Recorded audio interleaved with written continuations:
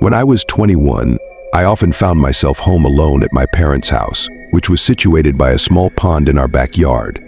On the other side of the pond was a town park, and our neighbors were fairly spread out. It was an upscale area with large properties. Although I fully moved out now, this happened back when I was in college. My parents were well off and owned multiple homes, so I was frequently by myself. One random summer night, when I was off from school, I can't recall whether it was a weekend or a weekday, but I was likely home because it was a weekday. I was in the sunroom, my favorite spot during the summer because it was cozy and had a great breeze with the windows open. I was sitting on the corner of the couch, closest to the corner window, when I heard splashing coming from the pond outside. At first, I thought it might be a goose or duck since they sometimes fought in the water, making a lot of noise. But as the splashing persisted, I turned down the TV volume to listen more closely. I even pressed my ear to the window and realized the splashes were too heavy to be from a duck or goose. It sounded like a person. I opened the door to the sunroom and stepped out onto the deck, peering into the darkness of the backyard.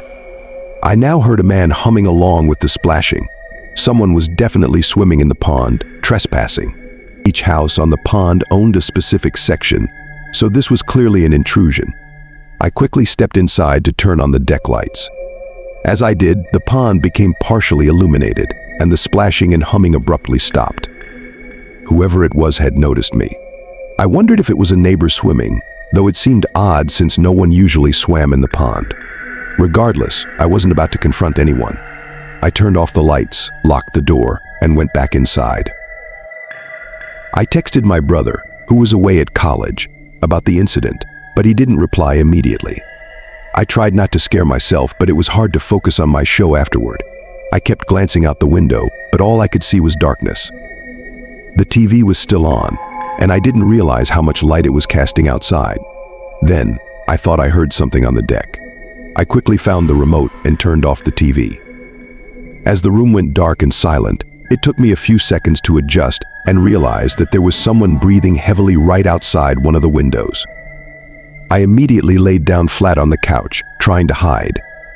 After a brief silence, a deep voice from outside the window said, "I see you." My heart dropped. I didn't know whether to speak or stay silent, so I nervously blurted out, "Paul, is that you?" Paul was one of our neighbors, and I desperately hoped it was him playing a prank. But the man outside didn't respond. I only heard footsteps walking away, the sound of bare feet fading into the distance. I stayed frozen on the couch for a few minutes before I finally thought to check the locks on all the doors. I jumped up and ran to the front door. It was locked, as was the side entrance. After texting my entire family about what had happened, my dad advised me to turn on the backyard lights and check if anyone was still there, telling me to be the man of the house. I grabbed a large knife and cautiously went outside onto the deck. There were wet footprints on the deck, partially dried but clearly barefoot. I followed the trail to the side of the deck, and what I saw was horrifying. The top of someone's head, just their eyes and forehead, was peering over the edge of the deck from the ground below, watching me. When our eyes met, they quickly turned away. At that point, I was ready to call 911, which I did before even informing my parents. I locked myself inside while waiting for the police, and when they arrived, I felt a wave of relief. They asked if our family had any enemies or issues with neighbors, but nothing came to mind. The police did a quick search of the property but found nothing. I decided to close every window that night and run the air conditioning for added security. The next morning, I was just relieved to see the sunlight. We never found out who that person was, and I don't think they ever returned. I have a dog that I take for a walk 3 times a day in the morning, afternoon, and finally at night. We always follow the same route, starting from our driveway, which leads to a cul-de-sac parking lot for the condominium complex where we live. This detail will be important later.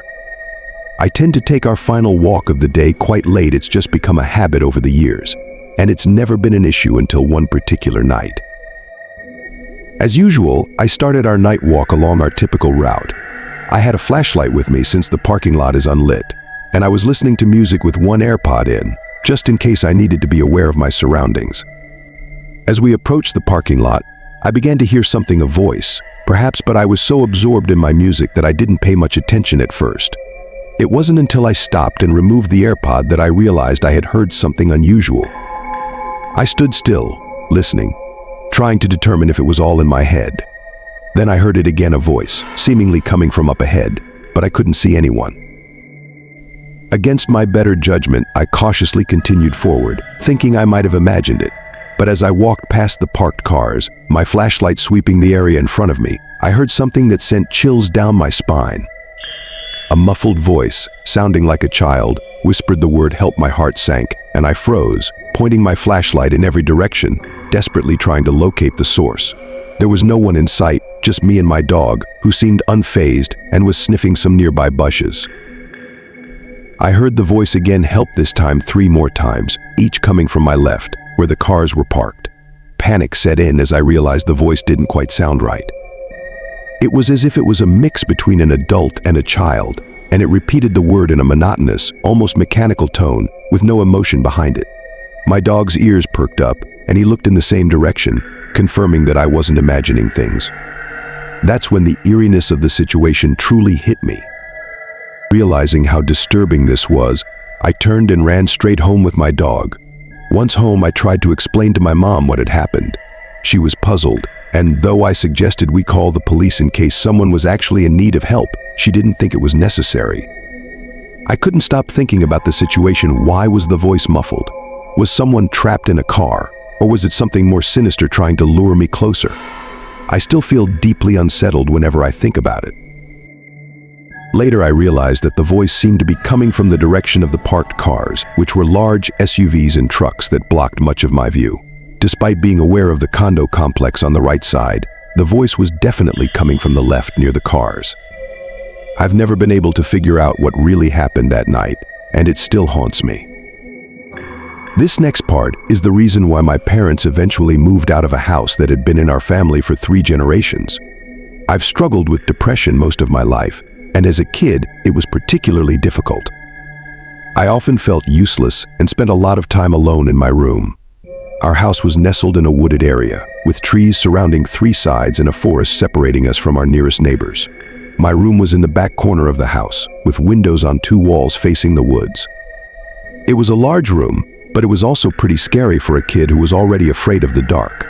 Things started happening when I was around 10 years old, in the 5th grade. I was at that age where I was too old to sleep in my parents' bed after a nightmare, but I still had a vivid imagination. The first odd thing I noticed was my nightlight. It had different color settings, and I always kept it on red. One night I woke up randomly, which was unusual for me, and noticed that the nightlight was set to a different color. I didn't think much of it at the time and quickly fell back asleep. But a week later, I woke up again and noticed the nightlight was once again not set to red.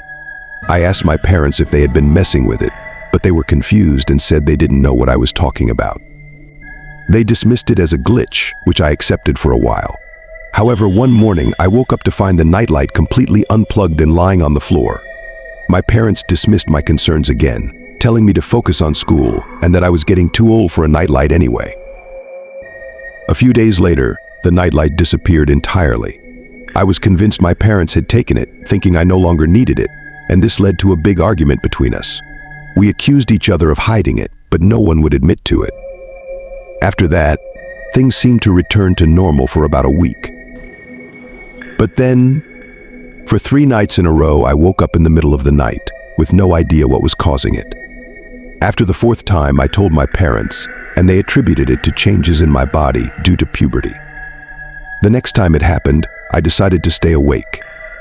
A few minutes after waking, I heard faint rustling noises coming from my closet. My parents didn't believe me, and when my dad checked the closet, he found nothing but old toys and posters. The next 4 nights were the most terrifying of my life. Each time I woke up, I heard rustling from the closet. It became unbearable, and I begged my parents to believe me. My dad, frustrated, pulled me to the closet to prove there was nothing there. He started throwing toys around, clearing out the closet bit by bit, yelling at me the whole time. But then he pulled one of the posters off the wall, revealing a massive hole behind it.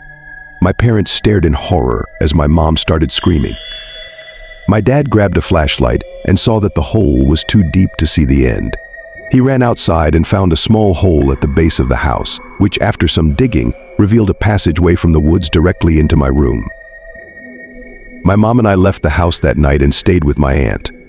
We moved out soon after, and I stayed with my aunt until we did. I still don't like thinking about this experience, but I know I'll have to face it someday. My parents also refused to talk about it, likely feeling guilty for not believing me sooner. It's chilling to think that someone could have been in my room every night for over a month. I have no idea what they wanted, and I'll probably never know. If your kids ever come to you with something that seems unusual, please believe them.